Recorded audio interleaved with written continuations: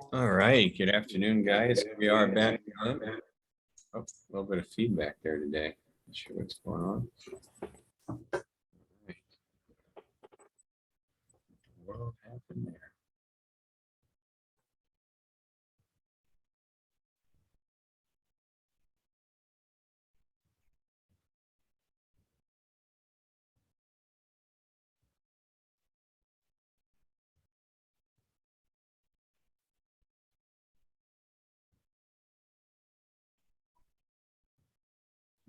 All right, good to go. We got people joining here, coming in. So we're streaming live to Facebook is all. So let's all be on our best behavior here. Or not, hey, it's sales platoon. We got jokes. It's 12 o'clock on the nose. So not joined 11. Who hasn't joined? Some people. Let's join it on in here. Let's see what's happening. No. All right, good to go. Let me pause for 1 second. All right, well, wait for him to join. How's it going so far? Anybody else get a scheduled meeting? Kamara, did you nail another one already? Oh, Tanisha, you did? Awesome. What happened? So I sent the military contact from Checker. That's one of the companies that I had in HubSpot. And I sent him a message on LinkedIn. And then he was, yeah, happy to help, as long as it's another service member, we're always happy to help. And he asked me, whenever I'm available. No, first I told him that I was hoping, the next couple of days. And then he was like, yeah. Which day? So I was like Thursday at around 1 p.m. and he was like, yeah, that works for him. So yeah, we have that meeting. And then I'm trying to get another one scheduled for about 3 p.m. or so, but I haven't received a response from the other person yet. Okay, awesome. Good stuff. Look at that, already setting the world on fire. So one morning, already got 2 good connections, moving it forward. So good stuff. All right, well, I think I got the right link, and I assume they're on the right link. So we're going to see what's happening. They owe us a dad joke, though. So we'll have to see. I don't know about all of that. So anyway, if you're joining us on Facebook, we're waiting for Martina, who's going to join us at Sales Platoon. When you're a minute late, you have to tell a dad joke. That's what we put it, So we go forward there. There we go. There's Ethan Anderson joining us, which is great. Let me check my email, make sure he's still able to join. Looks like we got,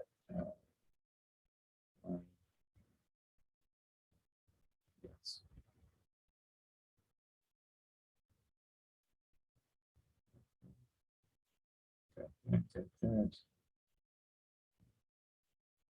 It's Claudia Marie, so we're waiting on her. I don't see anybody else waiting to join in the waiting room. So I'll give it a few more seconds. Let me see if I can pause this streaming. All right, while we're doing that, anybody got any good jokes they want to tell? No? I got one. All right, what do we got?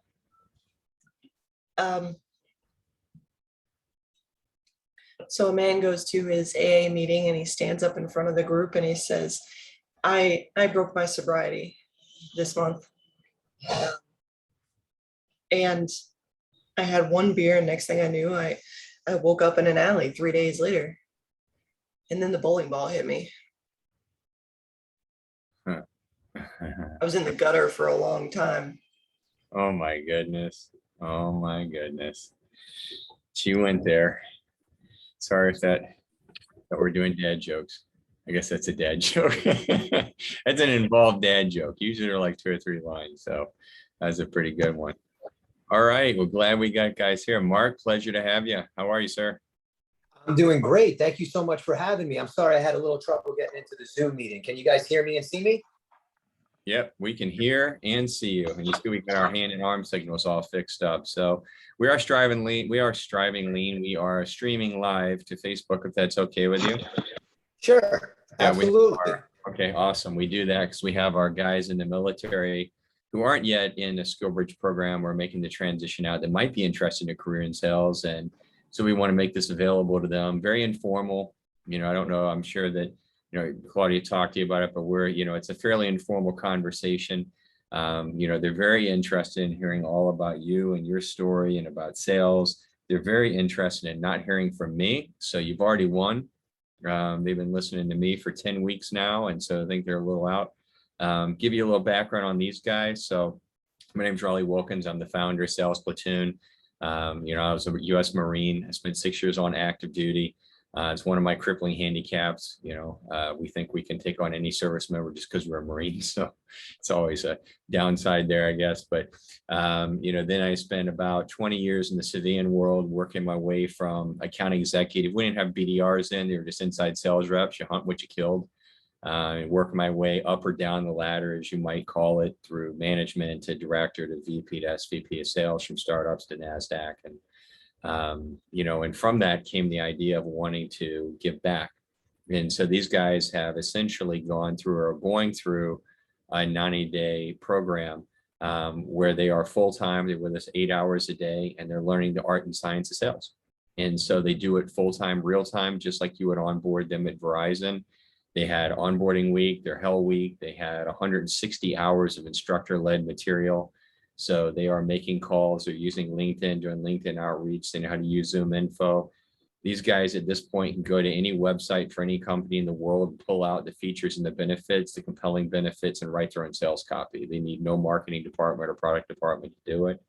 So they're really self-sufficient. I teach them very old school because when they get to a company, just because they're a script doesn't mean it's a good script. And so I want to make sure they can rewrite their scripts and put it in their own words and understand what sequences are. And I mean, God, selling is different than it was 20 years ago, but in a lot of ways it's the same. And, it's still, nobody really cares about your product. They care about what your product is going to do specifically for them inside that company. And thinking of companies as holistic organisms has gotten a lot of salespeople in trouble, so it's a pretty interesting world. I'm sure they're going to love to hear your story, Mark. Mark comes to us, head of the Eastern region for Verizon's SMB sales, if I got that correct. Yep. And so, so that is not a position they just hand out because they felt like it. It's a position you've earned over time. He got his start doing sales just like any of you are going to do. And I'd asked that when we talk about this, first of all, just however long you want to talk on your own experience, like what was it like to get into sales? What led you into sales? How did you end up? And then how did you end up in leadership and why? Because see, in the military, the only way to get promoted is you move into a leadership role. That's it. There is no other way. You don't stay in your job code performing your job and get paid more money. You get kicked out. So in the civilian world, it's not like that.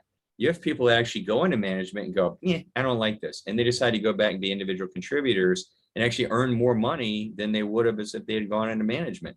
So it's a strange world that I'm sure they're going to love to hear about your experience from. So Mark, I hope that's enough of a lead in on what we are. They're getting ready to graduate July 22nd. Many of them may end up at Verizon. I know we're really close to starting, a formal relationship between us, and we're just in the final stages of paperwork. So thrilled to have you, and I'll turn it over. It's over to you, sir.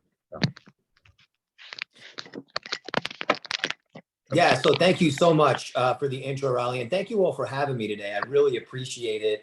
And I just want to open first and foremost by thanking all of you for your service to our great country. I am an executive sponsor of our Valor Employee Resource Group here at Verizon. We spend a lot of time providing resources, different types of tools and developmental opportunities, not only for people that have served or continue to serve the country, but even allies, right? Spouses, other people that are involved. And so we do a lot of work there.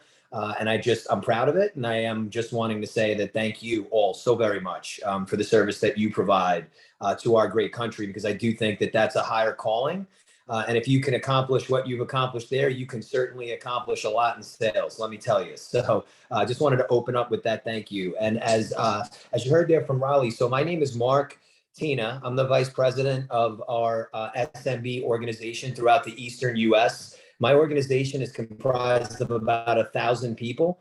We serve roughly 5 million customers throughout the Eastern US. Those customers range from businesses with employees size of 10 all the way up to 1,000. And so we do a lot of different work with a lot of different verticals. Obviously, we're a sales-based organization, which is very exciting. I'll tell you that, you know, and you said it, Raleigh, they don't just hand these jobs out. I've taken on so many different assignments, both at the individual contributor level as well as the leader level, in order to prepare myself for this type of job, right? To me, preparation is critical, and you should never do anything in your life that you're not fully prepared for, right? Meaning, have you thought it through? Do you have experience? What have you done in order to get yourself ready for the task or challenge at hand?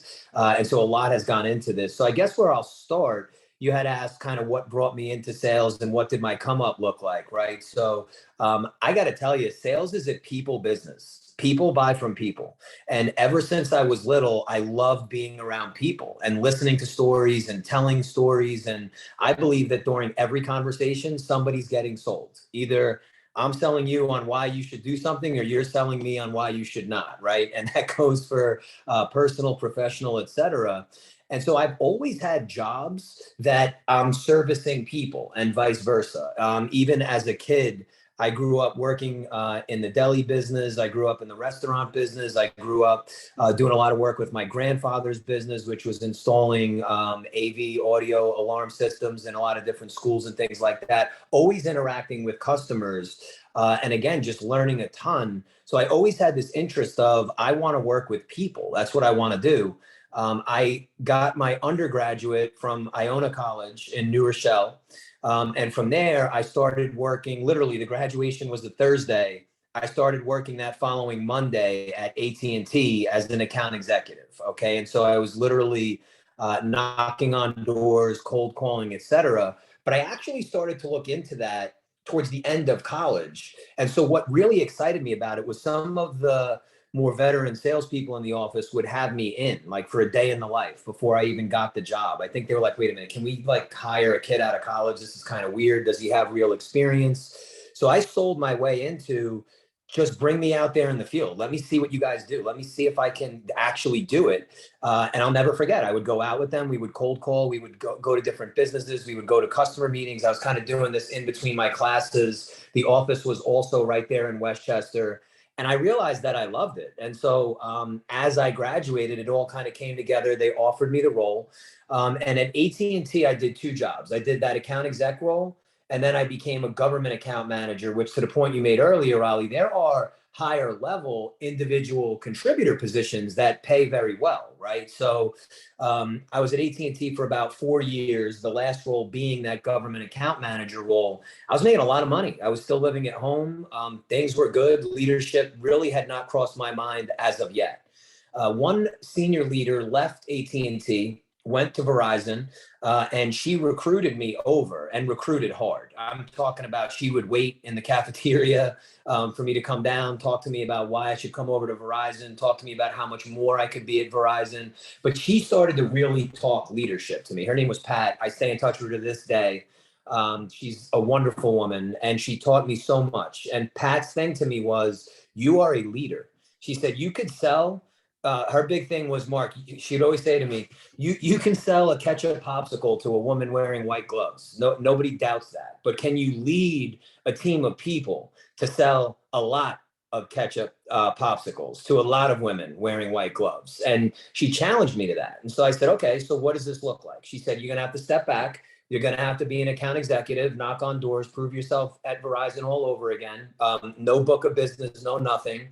And from there, you'll excel a lot faster. There's better career development, there's better leadership, better training, etc. And I took the jump. At that time, I was young. I was like, I think like 24, 25 years old, moved from AT&T over to Verizon.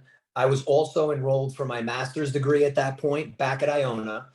So I was really enjoying the master's program there. I was learning a lot about effective public speaking, group presentations, teamwork, solving problems, creative thinking, etc. They run a really great program at Iona. It's the LaPenta School of Business these days. And so anyway, I kind of at that point realized it's time for a leadership role. So kind of if there's any nuggets that you can take away from this, sometimes you got to take a step back to take two forward. Sometimes you got to come out of your comfort zone and you got to always take risks. And so at that point, those were some things that I was already doing to kind of open the door for a bigger future. At Verizon, again, started at the account executive level. I was knocking on doors in the boroughs of New York City. Bronx, Brooklyn, Queens was my territory. I absolutely loved it. In fact, I would get a kick out of somebody hanging up on me when I would cold call. I would call them back and say, I think there's a problem. We might have got disconnected here. Then I would show up at their office, say, hey, I think you got a serious phone problem here. Every time I talk to you, we get disconnected. So I figured I would just come here. I did the We same did things thing. like, It's too funny. Yeah, no, that's great. Hey, yeah. yo, it's awesome. So you know what I picked up off somebody in the office, Riley? She shipped a customer in FedEx box one old shoe. And the customer calls her and says, what is this? You shipped me an old shoe. And she goes, yeah, now I have one foot in the door. So I'm coming in to meet you today. Oh my God. Yeah, it's whatever opens the door, right? It's like, yeah, but you hit on an important point there, and I didn't mean to jump in. These guys are loving this. So you and I have very similar backgrounds. I started at T-Mobile, so we were probably competitors back in like 2002, 2003. I was number 495 out of 500 sales reps, though, so I was setting the world on fire.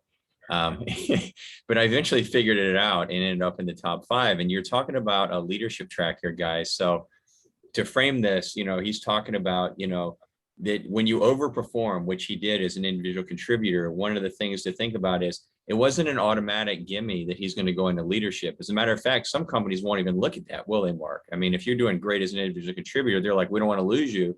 Plus, it's a different skill set. As you go into that, can you tell us a little bit about what that was like? Because it is a different scenario when you're going into leading people and teaching them to sell versus being a salesperson yourself. And what was that like?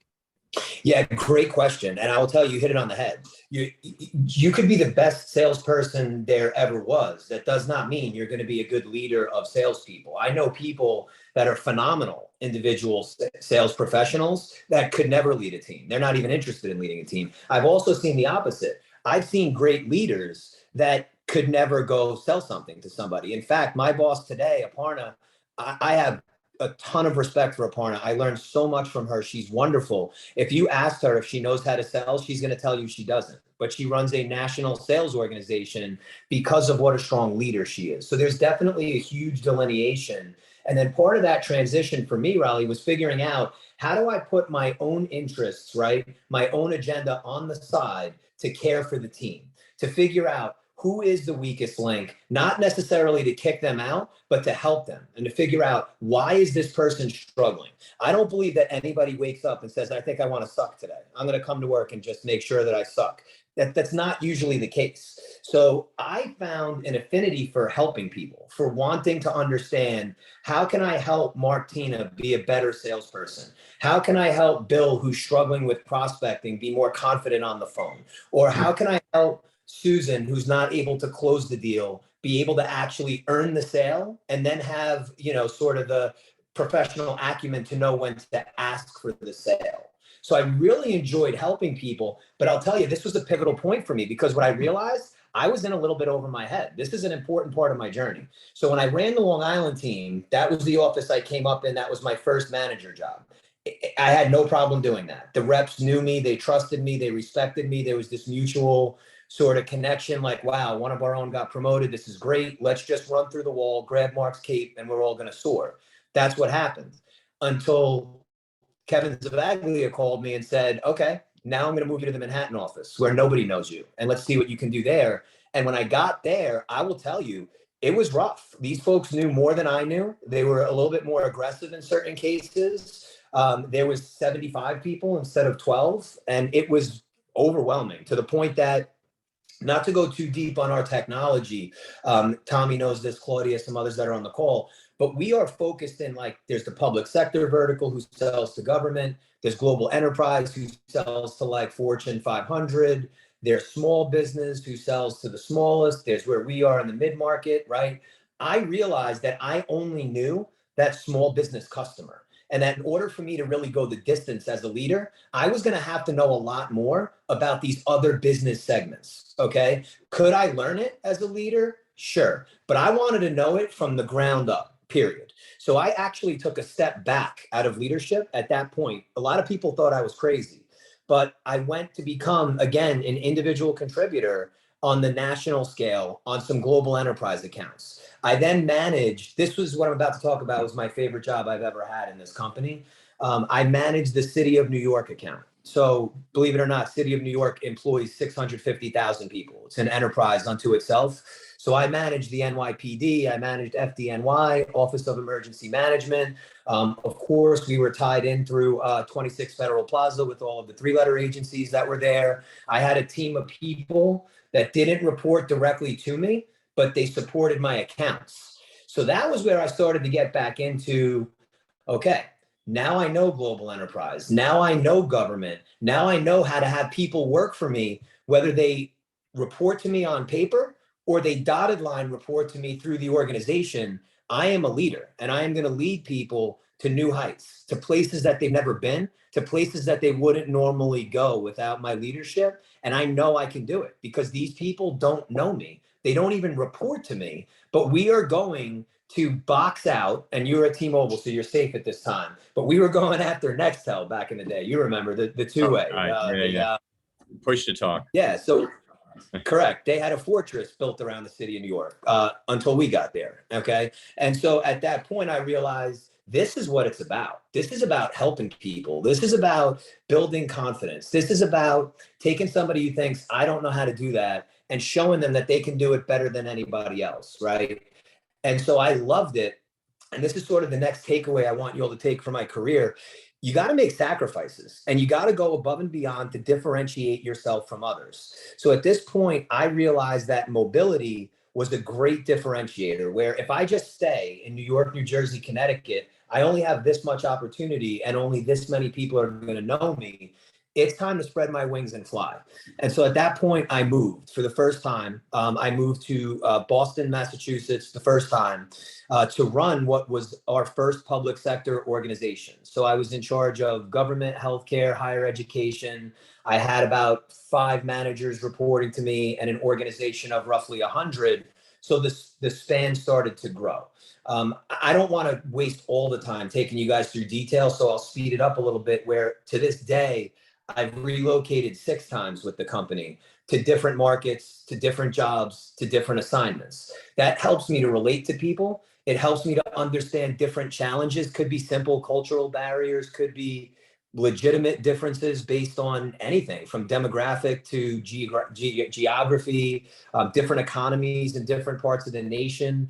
Somebody in New York does not want to hear about your kids and they want to close the business in 10 minutes, where I went to West Virginia and tried to do that. And the guy literally said, he asked me if I was a carpetbagger from New York. I'll never forget that. And I was like, I don't think Google was around yet. I'm like, what's a carpetbagger? You got a dictionary? And so his point was, slow down. You got to learn our market. You got to learn our people. And you're going to talk to me about me and my family for 2 hours before you're going to tell me what you want to talk about. And so great. I learned that and that was awesome. So through relocating and through mobility, I met different employees at Verizon, different customers, obviously, that we were dealing with. And that stretched me in order to be just adaptable, flexible, and agile for any environment, which was a big piece. One other thing I would point out in my career before I kind of put a close on that, and then I'll open it up to hear what you all want to know about, is, again, coming out of that comfort zone to differentiate yourself is important. So my whole career, about 15 years in, was all business based. And I was told, Mark, if you're going to ascend into the president level at this company, you have to learn consumer. You have to go run our retail organization. You're going to have about 1,000 employees. You're going to have 75 distribution doors. And this is what you're going to do. I'm like, I don't even know anything about the retail business. What are you talking about? And they're like, but you know leadership.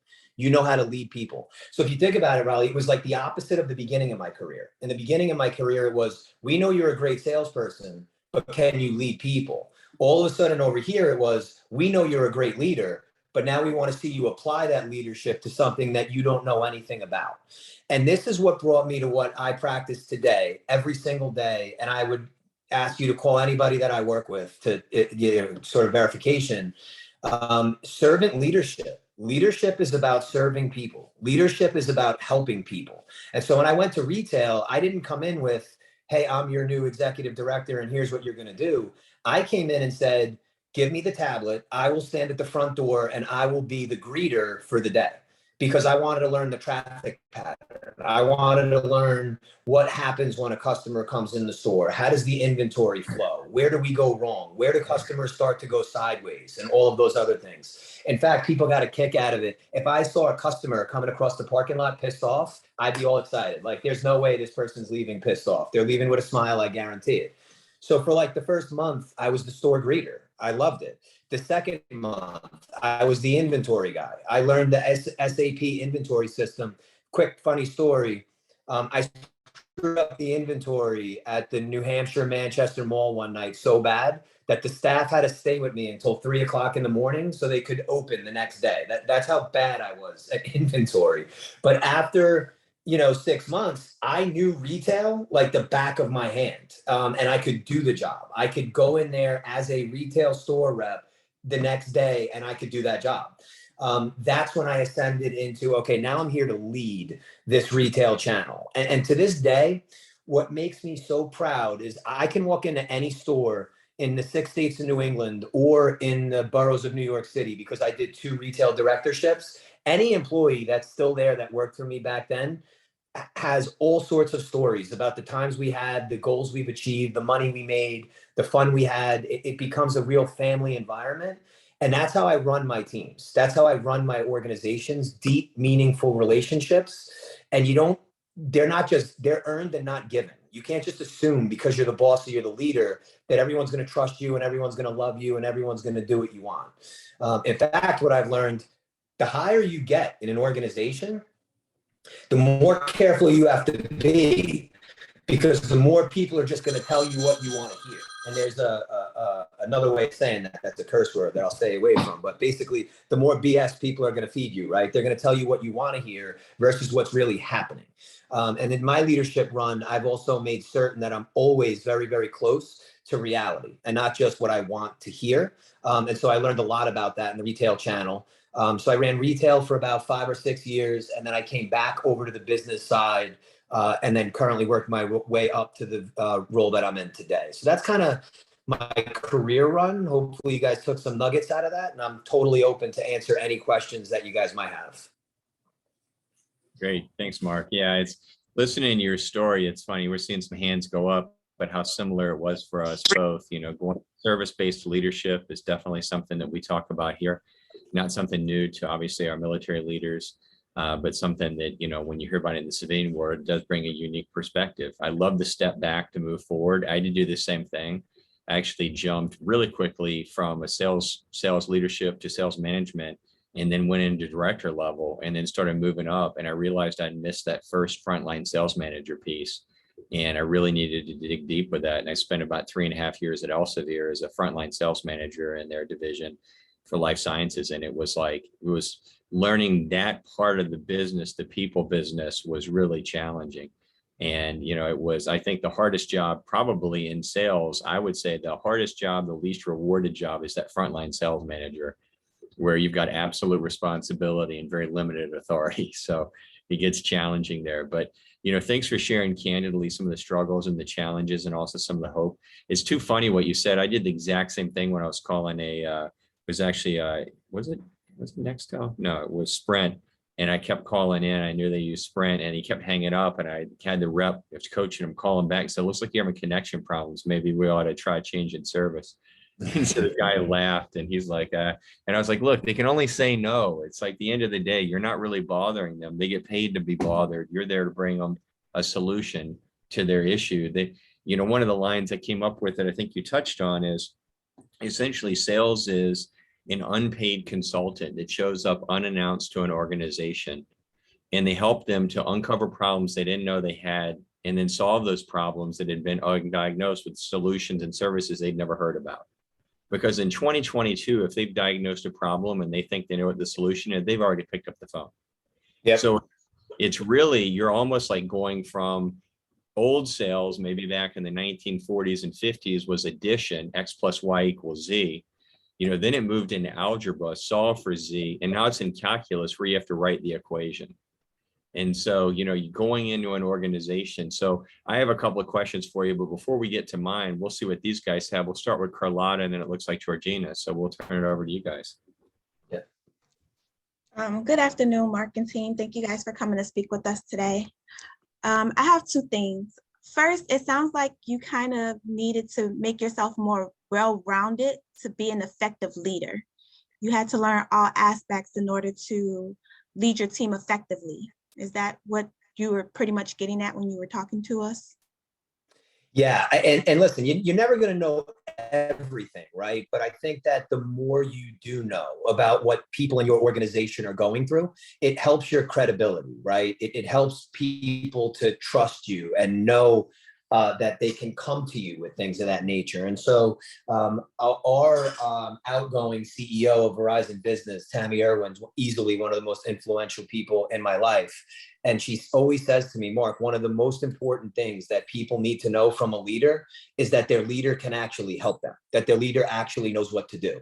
And it's not that the leader has to know what to do every single time, but you got to either know what to do or know who to call. And I've literally, that's my brand, is I will either know how to do it and get it done, or I will get the person that can get it done. So to your question, yes, I always want to know as much about whatever it is that I'm leading as possible, so that I can be a trusted advisor, so that I can be somebody that people gravitate towards versus gravitate away from, because you want to be somebody that can get things done and to make a difference for people. And sometimes you got to swallow your pride and realize, wait a minute, I don't really know anything about this. I got to step out and figure it out. I'll give you a very funny example. So Claudia, who's on, runs our PR group, and she brought me to lunch with this guy, Shelly, who happens to know Tammy, our CEO, real big tech promoter, blogger, etc. The two of them talked at lunch for like 45 minutes about topics that I didn't even understand. And we leave the lunch and I'm like, Claudia, what was Shelly just talking about? She's like, oh, I'll send you some links. We'll research it and you'll figure it out. And it was driving me crazy that this guy that's running around out there blogging on technology has all of these forums going on that I'm not even sure what he's talking about, and all these other items. And so I made my business to understand more about what he's doing. So it could be something like a simple conversation that I feel like I should know more about, or something down to the fundamentals of how we actually run our business. We got to know what's going on out there. And I will tell you, sales especially, I would argue certainly in your line of work as well in the service, people aren't going to follow a leader that hasn't done the job. I mean, I got to tell you, so I'm blessed in the organization I run today. There is no job that I have not held myself and performed in. So I can say, I've done your job. I understand your job. Here's what worked. Here's what didn't. And so that's a big part of my process. I hope that answers your question. It does. Thank you. And Mark, I wanted to add on to that too. So one of the things you guys do in the military, right? I mean, I know I did in the Army, right? You have a leader's book, and your leader's book is gold. You know, when what kids your employees have, or your soldiers have, your service members and all that stuff, right? You know all that stuff, so that you know when their birthday's coming up, you know how to kind of treat them. And that goes a long way. I think I brought that to Verizon. When I showed up, one of my executives was standing there, and I had on the inside of my book all of the names of my people and all of their birth dates and their children and where they were from. And she was like, why do you have that? I said, because I want to know this. I want to memorize it. But I think it's also important as you go into sales, like Mark's talking about, as you start to have conversations with people and know what makes them tick and what's important to them, you know, you usually have a strong common ground with some of those things, and it's easier to help lead and sell. Yeah. Thank you for that. Mark, one more thing, maybe. So as you were going through your leadership positions and you were going through your different companies and roles and things of that nature, what was one thing you felt as though you wanted to leave every organization with as you left those positions? Yeah, good, really good question there. And I call that sort of your thumbprint or your legacy, right? Like, what do you want to be known for? What do you want to leave there for people when your name comes up? What's your brand? For me, I have always wanted to leave a brand, image, thumbprint, whatever you want to call it, of results matter and results need to be delivered through integrity. And that's it. It's that simple. We're a business. We're here to deliver results, and those results must come through integrity. Now, there's layers to that, right? It's not as simple as that one liner. I always want to be known as the leader who cares for people, the leader who is concerned as well as just genuinely caring for employee engagement. I want to create an environment of highly engaged employees that want to come to work, not employees that feel like they have to come to work.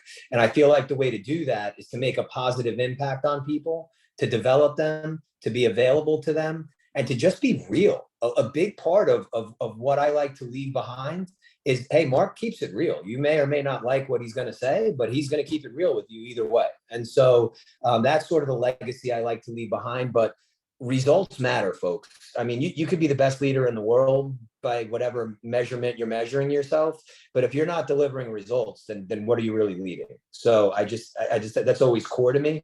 But integrity, folks, especially in sales, if I give you anything today, and I know I'm talking to a group of people that clearly operates with integrity, I'm saying in general, I'd rather finish last and do it with integrity than finish first by slamming customers with services they didn't ask for, or lying to customers, or forgetting to tell you guys know where I'm going with this. So important in sales.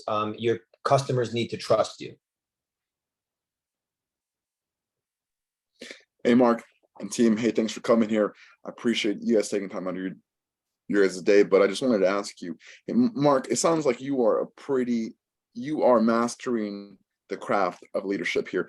And so my question to that is, what is the biggest hurdle that hit you right in the face? Was it early on? Was it mid? Or, I was just curious about that. Yeah, great question. And it's one that hit early on, and it's one that the bigger your organization gets, I think the more difficult it gets. And here's what it is.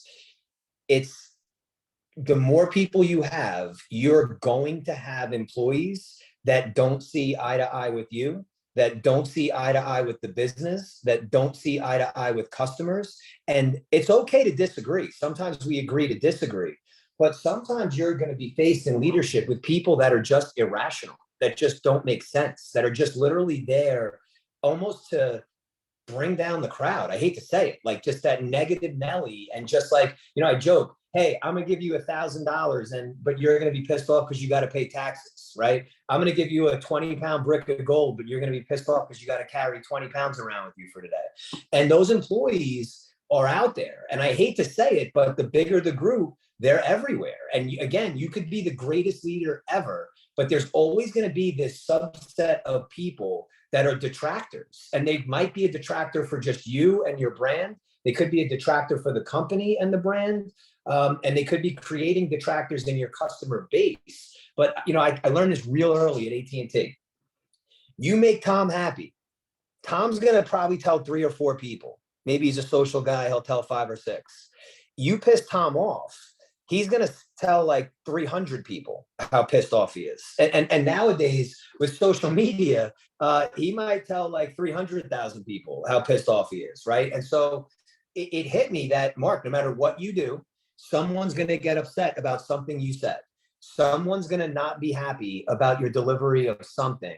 And it's to figure out, how do I communicate? How do I act? How do I do the right thing so that at least I'm getting the majority of the people on board? And those who are not, let's try to figure out why. Is there a common ground? Is there some way we can figure this out?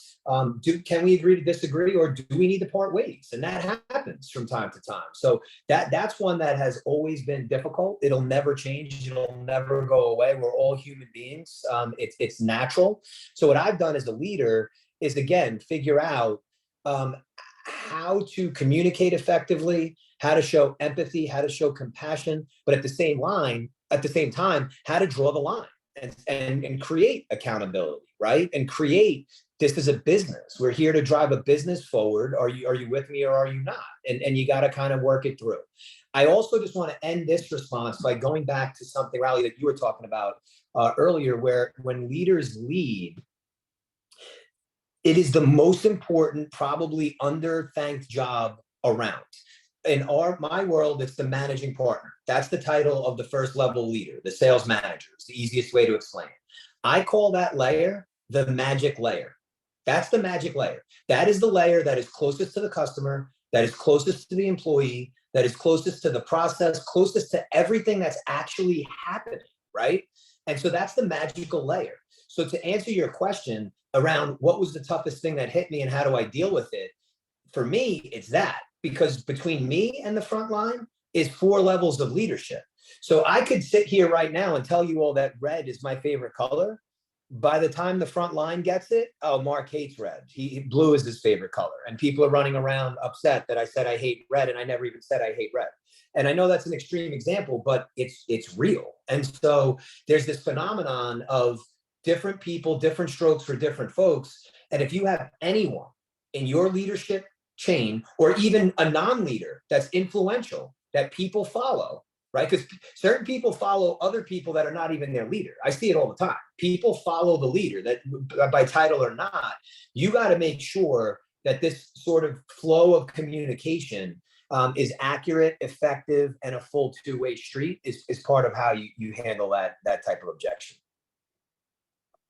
Thanks, Mark. Mark, hey, I'm a pretty philosophical guy here, and so I wanted to ask you, why are you the way that you are? Are you a religious person? Do you just have a high standard to the way that you operate? But why? Yeah, that's a good question. So I'll hit the spiritual one right out of the gate. I am Catholic. I try to go to church on Sundays. I don't get there every week, but we raised both my children. I have 2 boys to be Catholic, so they make their sacraments. Nicholas just made his confirmation, and so we are Catholic. So yeah, a lot of it does come from there, right? Watching just how if you're familiar with Catholicism and the need to take care of one another, et cetera. But then my upbringing, I watched my grandparents and family come from another country and not only take care of themselves, but take care of others. They always wanted to take care of the neighbors. They always wanted to take care of us. I was just as close to my grandparents than I was to my own parents coming up. So watching family help one another and lead one another has always been important to me. And then I've been blessed with role models in my career to really get to it, that I've watched, that I want to emulate, that operate literally very much the way I'm speaking about. Tammy was one of them.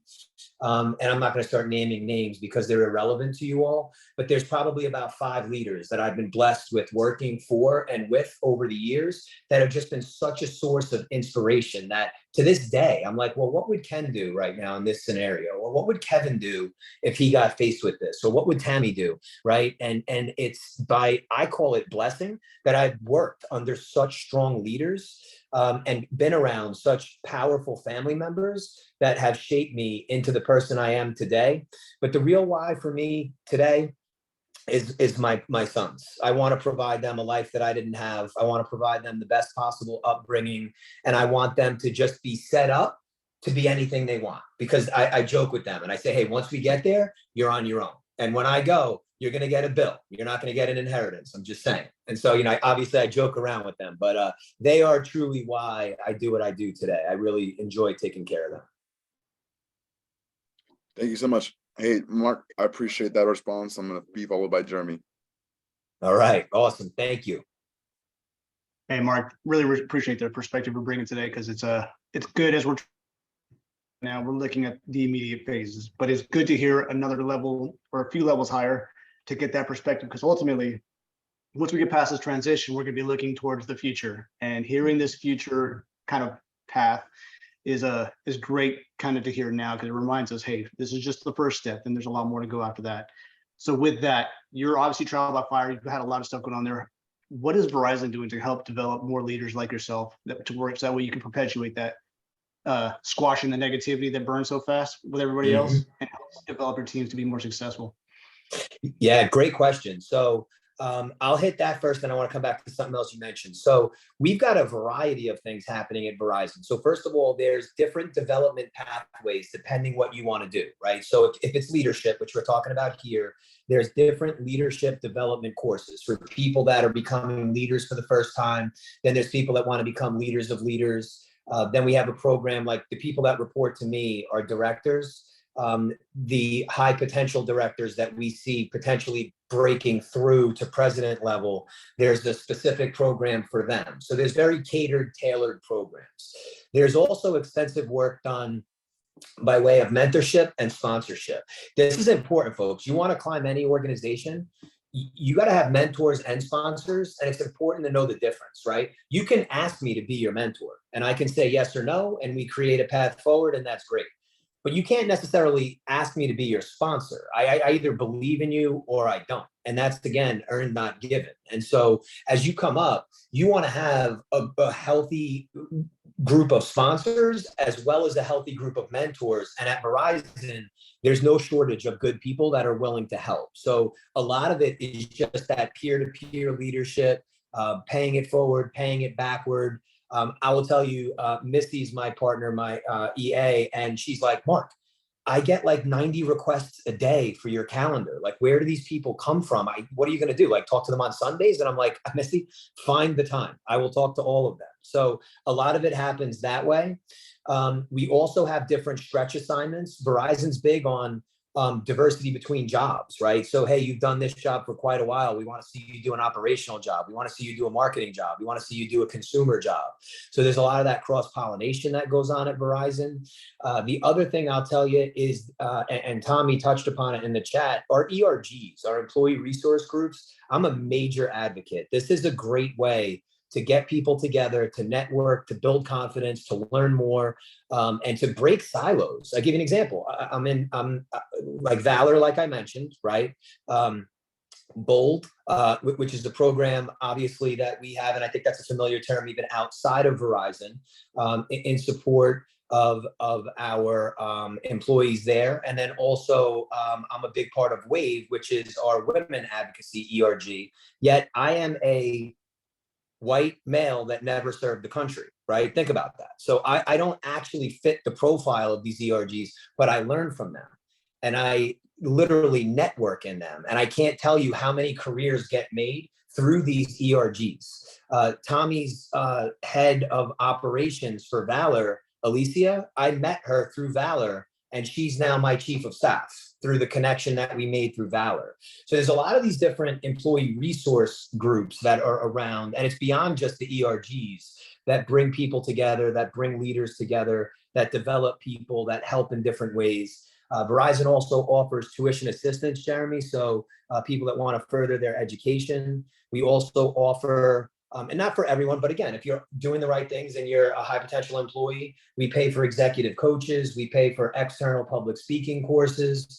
So there's no shortage of tools and resources at Verizon in order to help people with their development. And it happens daily, weekly. It happens sometimes just through natural occurrence and sometimes through some sort of rigid, more structured process. So those are the different things that it comes down to.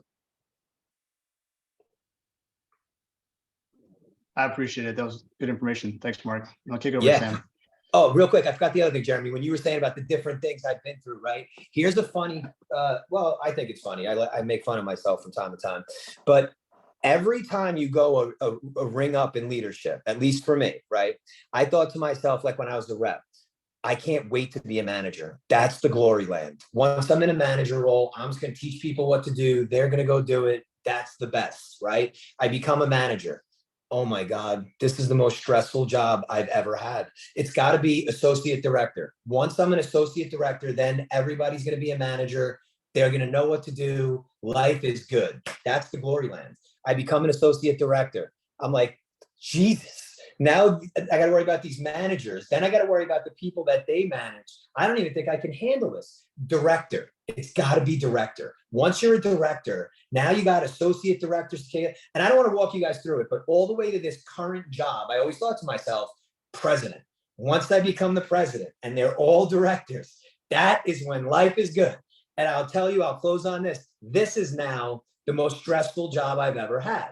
And when I think back to director and associate director and manager, it's like the friggin' glory days. It's like, oh my God, that was like the easiest job ever. I can't believe I was stressed out. So that's something else to consider as you rise in leadership. Absolutely. Appreciate it. Thanks. You got it. I think we're going to Sammy. Hey, Mark and team, thanks for coming out. You know, the one big thing is you said that I liked was you're always trying to take a step back and try to learn things. I'm really big on learning the basics, being brilliant on the basics, and that way you can train somebody in the future. So Mhm. I really appreciate that. The question I have for you is when you talk about integrity and loyalty, you know, when you have an employee like that, they become way more invested into the company. And when you have the overall big pictures, let's say you're kind of falling behind.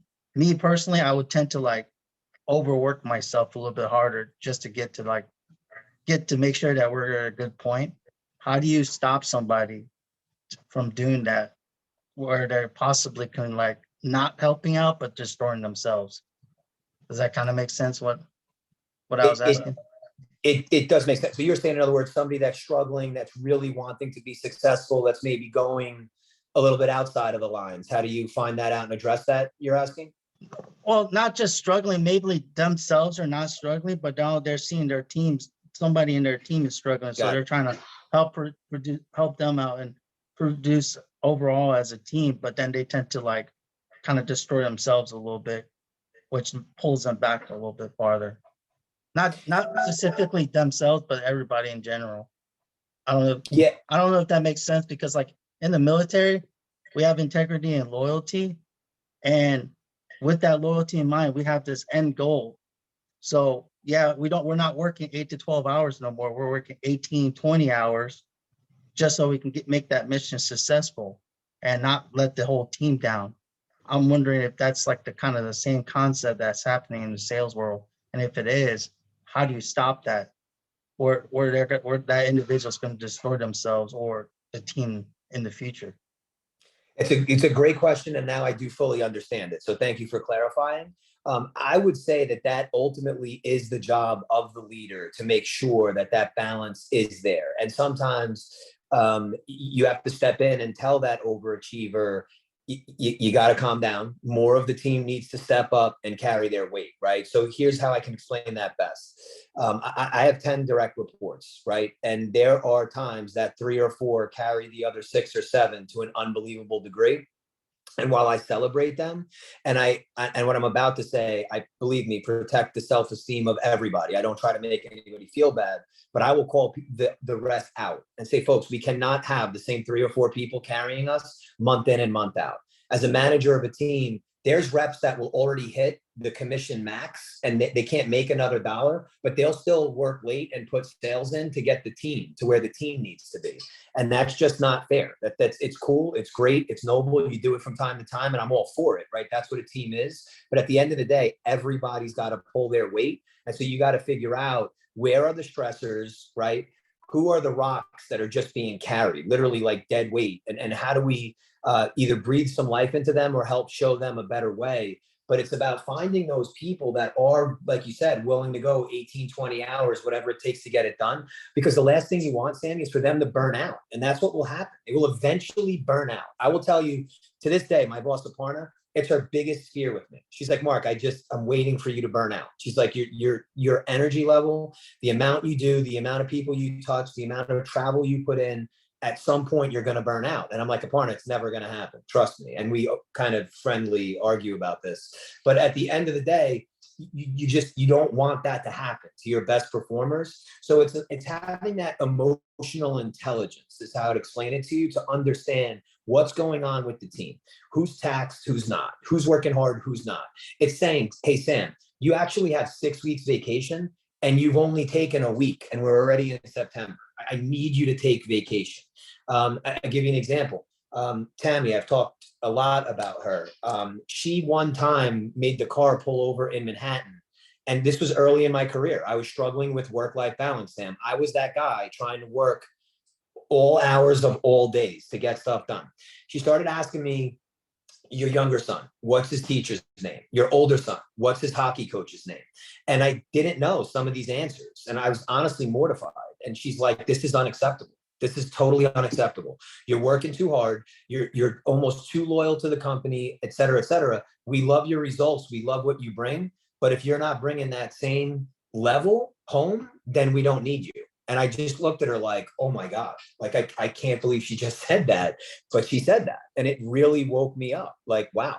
So sometimes as the leader, and I know it might sound counterintuitive, but you've got to get everybody to up their level of play if you're going to win championships, and not just ride those 2 or 3 till the end. And in your line of work, right, where obviously it's a matter of life and death out there, right? That's how important that loyalty is. In business, it's not as serious. However, again, everyone's got to pull their weight to create that balance, because it'll hurt everybody in the end if you don't care for that. Thank you.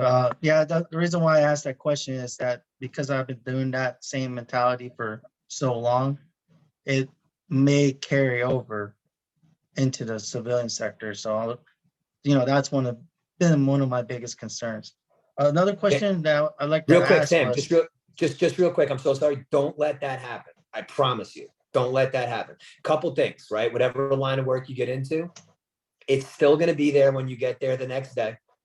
Whatever it is, it's still going to be there the next day. Number one. Number two, that work-life balance will make you that much better at work the next day. Leaving at a normal time, clearing your head, whatever it is, whether it's exercise, having a few beverages, watching a game, hanging out with your kids, whatever it is that helps you to clear your mind and do your thing, go do it, and you'll come back to work that much crisper and that much clearer the next day. Don't be that person that gets into that monotonous burnout. It's not worth it. And look, I'm a loyal V-teamer. I'll retire here if they let me. But at the end of the day, I'm just a number to Verizon. I get it. I could, God forbid, get a phone call right now that says, hope you enjoyed that podcast. Have a nice day, right? So I hate to talk like that, but don't ever forget that, right? Your life, yourself, your family, more important than anything else. awesome, thank you. And Yeah. one thing I want to lead with was, if you were to take all your sales experience now and go back in time to when you first started, what would you change? So really good question. I would have came out of my shell earlier. And what I mean by that is early in my career, I didn't branch out enough. I thought, I know how to do this. I don't, like when I was in that Long Island office or in the boroughs, I didn't care what was going on in Manhattan or in New Jersey at headquarters or across the country. I didn't even care like what the network team was doing, which is our most important asset at Verizon. I didn't care what marketing was putting on the TV. I didn't care that finance thought we could be getting higher margins. I just, hey, this is the number. I'm going to crush it. I'm good. See you later. And I was fine. There was no issue with that. There was no challenge with that. However, I would never have gotten to where I am today if I did not branch out, start to meet more people, start to become more inquisitive, start to ask more questions. And to this day, I have made it my business to have somebody literally for anything and everything that comes up. I was on vacation last week. It was Thursday night at like 7:00. One of the managers in the Manhattan office called me. His name's Chuck, and said, Mark, I know you're on vacation. I'm so sorry to bother you for this. No one knows where to go. I have a customer that we really need help. Do you know how to get this person help? I said, Chuck, absolutely. Give the customer my phone number, bridged him into Ahmed, who sits on the West Coast. It was 3 hours earlier. Walked the customer through the ThinkSpace portal, and everything was fine. Everything was good to go. So to answer your question directly, if you stay in your own shell for too long, you're going to limit yourself. You're never going to reach your full potential. Whereas when you branch out, and here's the key, you got to have your hand out to help just as much as you have your hand out to take. Okay. Now, when you build those relationships, you're always going to have somebody in a time of need, and somebody else might always have you in a time of need to take yourself even further. So I wish I did that even sooner in my career. And I'm very fortunate that I realized how important it was when I realized that. Thanks, Mark. I really appreciate that. Great stuff. All right.